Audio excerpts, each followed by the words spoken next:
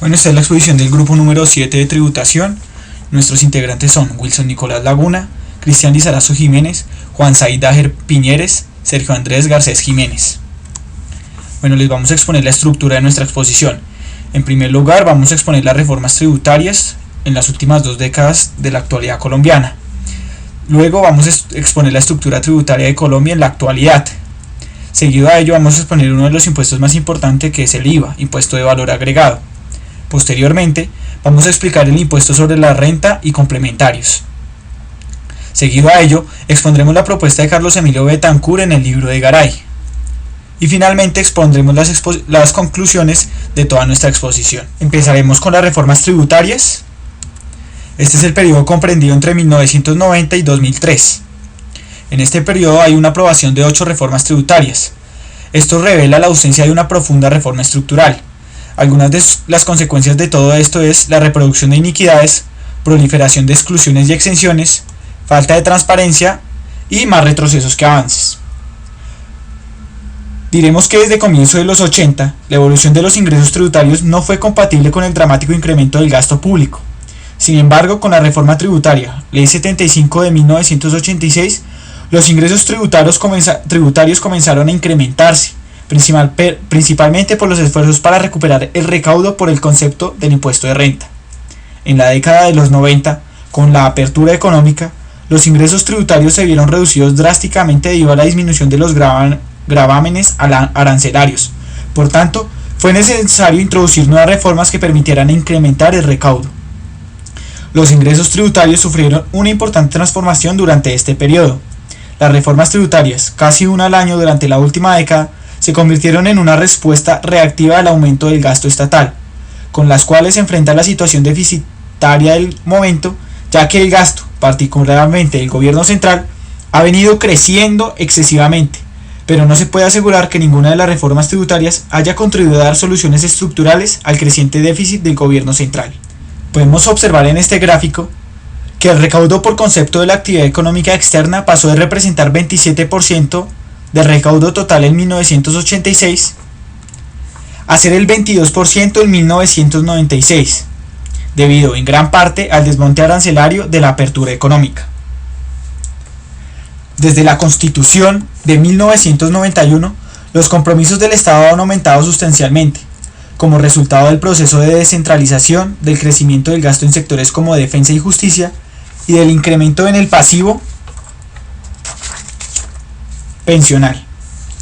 Sin embargo, se han tomado pocas medidas en aras de un control más eficiente del gasto público, razón por la cual las políticas implantadas han sido principalmente de ingresos. La variabilidad en las reglas tributarias parece haber constituido un elemento adverso a la efectividad de las políticas y la eficiencia del gasto público en Colombia. En la década de los 90, la economía colombiana experimenta cambios sustanciales, que tuvieron como objetivo modernizar la economía e incursionar en los mercados internacionales.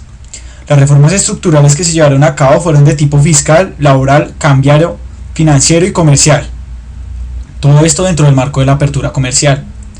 Los antecedentes del proceso de apertura en Colombia vienen desde la década del 70. En ese momento se hicieron los primeros intentos de liberalización, como respuesta al gran flujo de capitales que la economía colombiana experimentaba.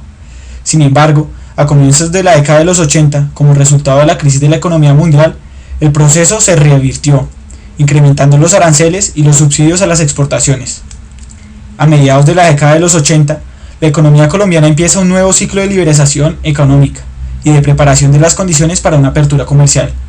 La reforma tributaria de 1986 pretendió principalmente fortalecer el mercado de capitales y valores, con el objetivo de preparar la economía para la apertura de los mercados externos. La apertura económica pretendía en sus comienzos ser gradual. Sin embargo, ante la disminución de las importaciones por expectativas acerca de las restricciones cuantitativas al comercio exterior, el presidente César Gaviria decidió acelerar la liberalización comercial. En 1990 se introdujo la primera reforma tributaria de la década, Ley 49. Esta reforma pretendía principalmente estimular el desarrollo del mercado de capitales, reactivando el ahorro y la inversión de la economía. Adicionalmente, se esperaba subsanar la disminución de los ingresos del gobierno ante la reducción de las tasas arancelarias.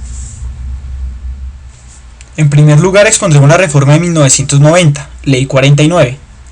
Como ya se dijo, sus dos primeros objetivos eran principalmente estimular el desarrollo del mercado de capitales, reactivando el ahorro y la inversión de la economía, subsanar la disminución de los ingresos del gobierno ante la reducción de las tasas arancelarias. Además, inducir la repatriación de capitales en el exterior y sustituir ingresos externos por internos. Algunos de sus mecanismos utilizados fueron la ampliación de la tributación mediante amnistías y modificaciones administrativas orientadas a simplificar la administración y el cobro de recaudos. Esto tuvo consecuencias negativas como permitir repatriación de dineros del narcotráfico, revaluación de la tasa de cambio e incremento de las tasas de interés, y exponer nuestra economía nacional ante un mercado de capitales abierto. También hubo otorgación de incentivos tributarios para actividades relacionadas con el mercado de capitales. Esto comprendió que haya una utilidad de enajenación de acciones no constituía ni renta ni ganancia ocasional, exención a fondos de inversión, fondos de valores y fondos comunes, fondos de pensiones y cesantías. Respecto a inversión extranjera, el impuesto de renta sobre dividendos se reduciría gradualmente hasta el 12%. Frente a esta reforma, hay que decir que en el impuesto de la renta se redujo el número de contribuyentes obligados a declarar renta. Esto quiere decir que se redució su base. Se desgravó la utilidad obtenida en la enajenación de acciones a través de la bolsa. Se excluyó a los fondos de inversión, fondos comunes y de valores de la contribución de la renta. Se redujo el impuesto de saneamiento. Esto quiere decir que hubo una reducción en su tasa. Y se redujeron las tarifas de renta y remesas para la inversión extranjera. Esto también tiene que ver con la reducción en su tasa. Frente al impuesto del IVA, la base se aumentó al eliminar ciertas exenciones y la tasa se aumentó del 10% al 12%. Entre otros impuestos, se liberaron 861 posiciones arancelarias, con lo cual el universo arancelario en licencia previa pasa del 60% al 46%. Se estableció reducir progresivamente la sobretasa que se cobre sobre el valor CIF de todas las importaciones del 16% al 8%. Se estableció una reducción gradual del arancel promedio sin sobretasa de 16.5% a 7%. Y se creó la Superintendencia de Impuestos Nacionales. Con respecto a la reforma de 1992 promulgada por la Ley 6, sus objetivos eran garantizar los recursos para los compromisos adquiridos en la reciente Constitución, iniciar un programa de inversiones en infraestructura para estimular el proceso de apertura, asegurar el equilibrio de las finanzas públicas, sustituir los ingresos tributarios externos por internos y asegurar en el corto plazo que el manejo fiscal contribuya a un equilibrio macroeconómico. Sus mecanismos utilizados fueron simplificación de la estructura tributaria, disminución de la dispersión en las tarifas, ampliación de la base para la mayoría de impuestos, creación de estatuto anti-evasión con normas de control fiscal e imposición de fuertes sanciones, y se reforzó el control sobre la evasión tributaria y la corrupción administrativa.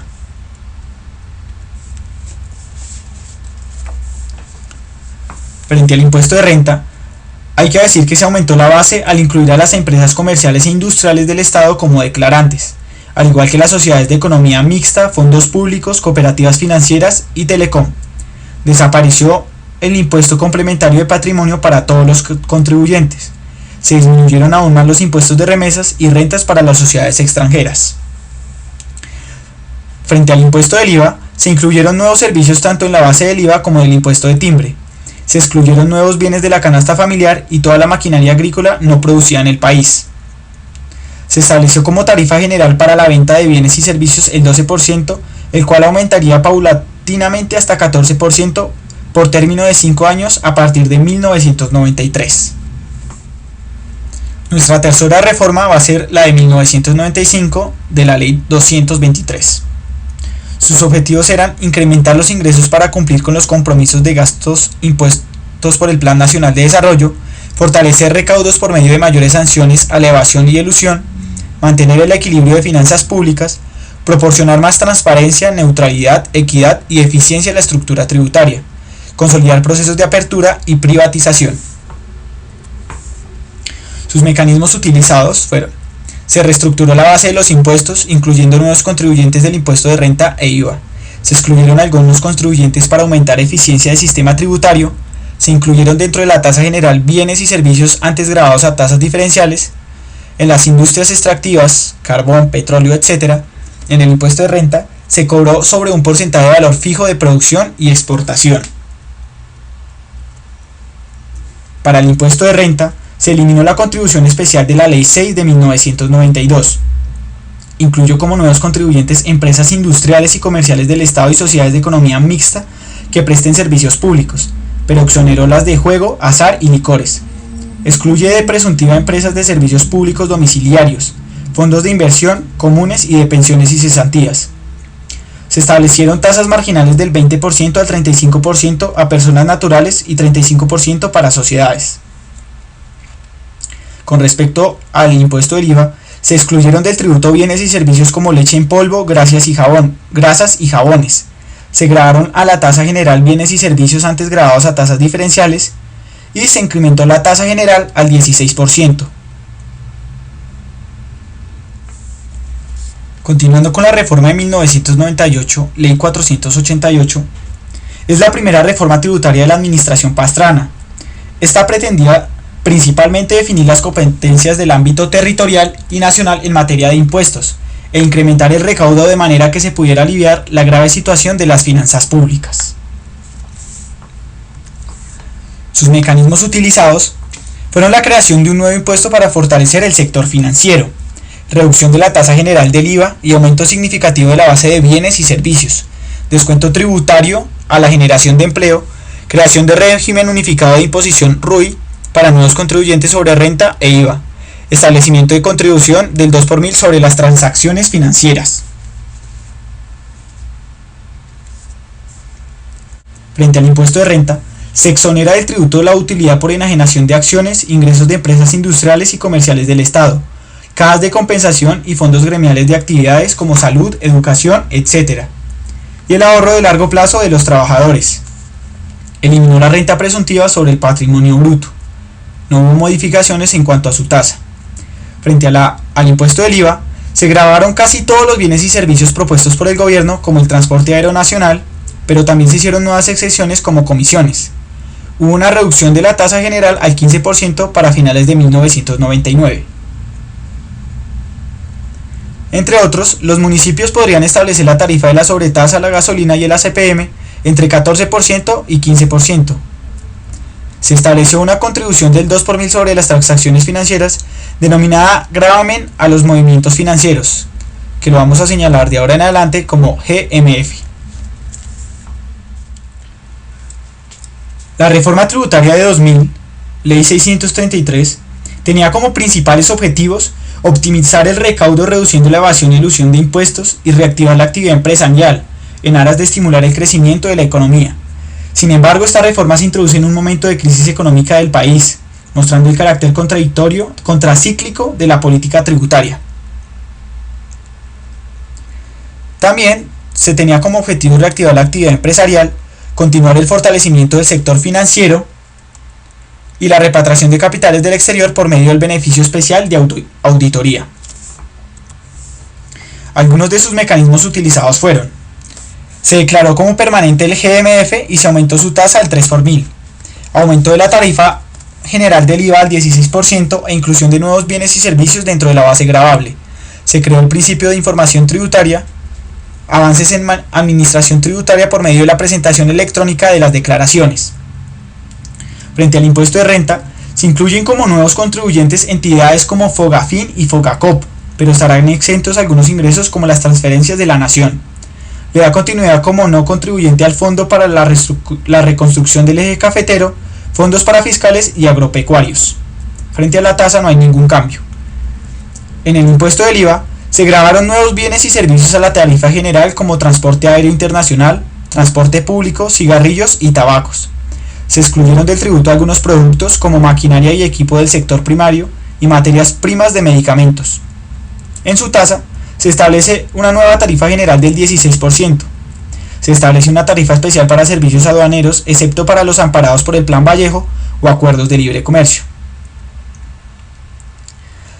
Entre otros, se declara como nuevo impuesto al GMF y se establece una tarifa del 3 por mil.